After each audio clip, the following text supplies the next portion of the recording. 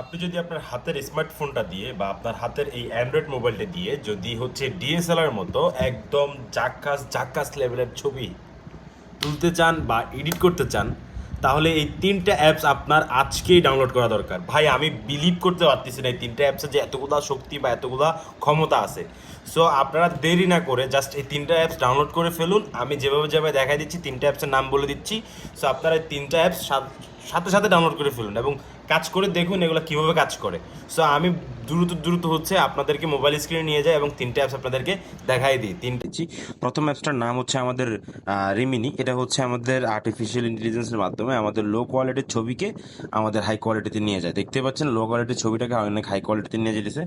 ঠিক আছে, আমাদের পরবর্তী সফটওয়্যার হচ্ছে ফটোরুম। এটার মাধ্যমে হচ্ছে আপনি আপনার ব্যাকগ্রাউন্ড রিমুভ করতে পারবেন। ঠিক আছে, আপনি একজন ক্রিয়েটর, এগুলো সিলেক্ট ডিলিট করে আপনি চাইলে এসেছে এখানে ব্যাকগ্রাউন্ড রিমুভ করতে পারবেন, তারপর রিসাইজ করতে পারবেন,